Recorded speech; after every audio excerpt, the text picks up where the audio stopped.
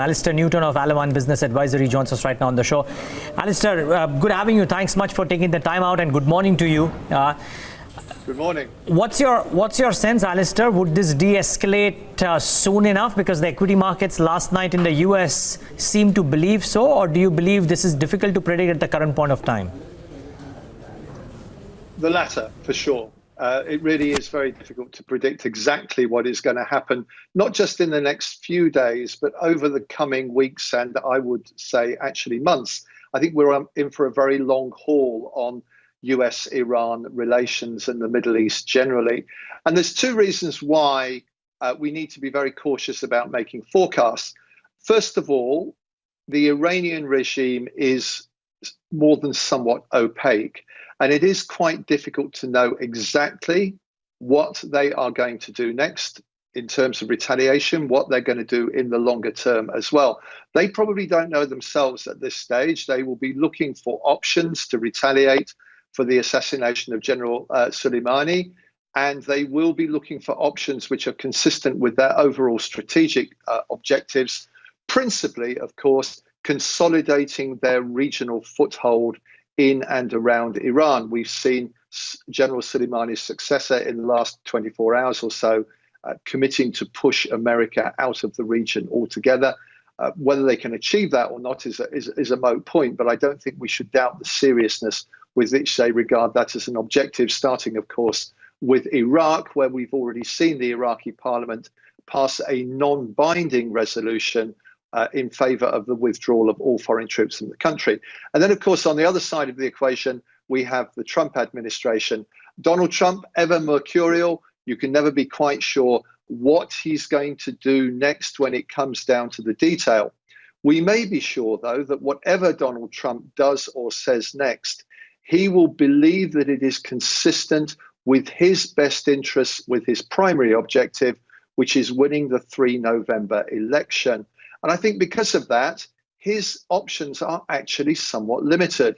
On the one hand, going after Iran plays well with the Christian evangelical section of his base, at least, which is probably something between 35 and 40% of the 44% of American voters who continue solidly to give him positive approval ratings. On the other hand, slowing economy, higher gasoline prices, American body bags coming back from the Middle East, not good for his re-election prospects. So it's hard to know exactly which way he's going to jump going forward as well. Bottom line, more uncertainty ahead, probably more volatility. But for the time being, I think investors have got this about right. We actually saw a very measured response, both on Friday, immediately after the news of General Soleimani's assassination broke, and again yesterday when Brent crept a little higher. Equity markets, of course, we did see quite a lot of action in. But on the whole, investors are saying a lot of uncertainty, lots of tail risks, but we don't want to overreact until we've got a clearer picture of how exactly things are going to evolve going forward. And we've, of course, this morning and late yesterday, we've seen a bit of a sell-off in Brent. And I think all of that is perfectly reasonable. But the risks are very much skewed to the downside, and I think investors need to keep that firmly in mind going forward. Alastair, what does it do with regards to individual nations who are heavily dependent on Iran for oil imports? We've got India, we've got 90% of our oil imports. We are heavily dependent on oil imports, which affect our import bill pretty negatively. You feel that for emerging market and especially for emerging market currencies, this could be a bit more damaging? Well, again, I would suggest that we keep this firmly in proportion. Clearly, if we do see a significant and sustained spike in the price of oil, it is not going to be good news for emerging markets, which are net energy importers. And of course, India is pretty close to the top of that list. However, if we compare the market action on oil over the last few days, even at its peak, we were looking at something like 6 or 7% rise relative to, let's take 1 January as our benchmark. Compare that to the market action we saw in the immediate aftermath of the attack on Saudi Aramco on the 14th of September, when Brent went up, albeit briefly, by almost 20%. to roughly the same level as it peaked yesterday. In fact, just over $70 a barrel. Now, clearly, if in that sort of situation, it's a bigger shock. If that level had been sustained at that time, I think it would have had a bigger impact.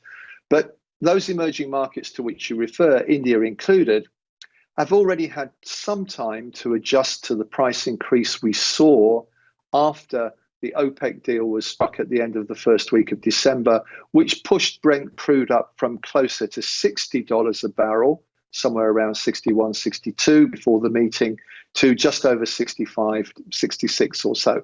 So gradual increases, I think markets can, and indeed economies can adjust to relatively easily. A rapid and sustained increase, as I said, would be a different matter altogether. At this stage, that is not what we are seeing. If anything, subject to more rhetoric coming out of Tehran and Washington, which almost certainly there will be, and how threatening that actually sounds, it wouldn't surprise me at all to see Brent crude easing back towards the 66 or so, which it was on the 1st of January, back a little bit more. Where things are today, I don't think emerging markets, India included, needs to worry too much. And I would suggest actually that the fairly sizable sell-off we saw in Indian stock markets yesterday in particular is probably an overdue correction which has been triggered by concerns about oil rather than something which is fundamentally related to the price of Brent crude. Yeah, it's interesting you point out the equity markets and how India's been doing, because while the rest of the globe did correct in yesterday's session, most of the indices have already recovered, and on a relative basis, India still underperforms some of the other global equity markets.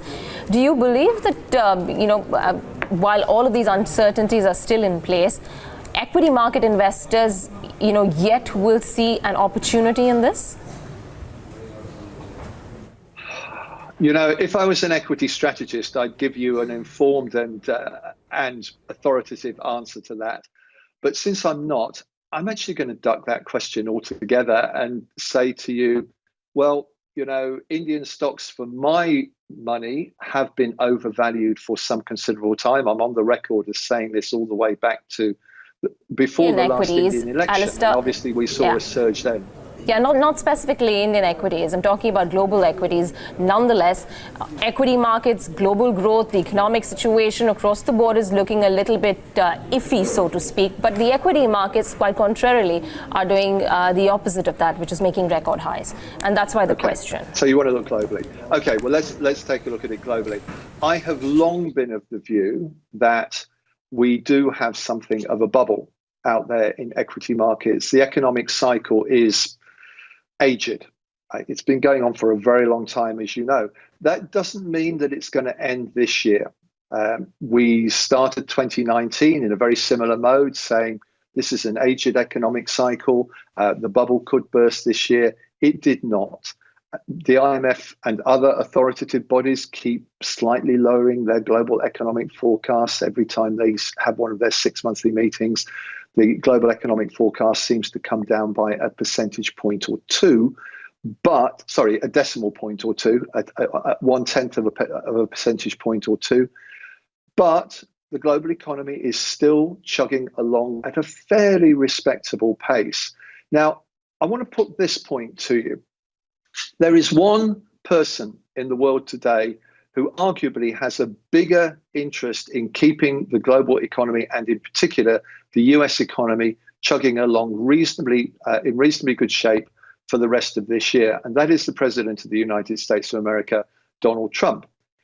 It is the economy, stupid, as Bill Clinton famously campaigned on 1992.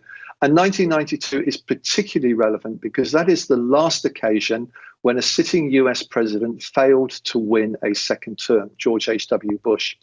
Now, of course, Donald Trump is no great historian. I think we could all reasonably accept that. I dare say Mr. Trump himself might accept it with characteristic Trumpian modesty.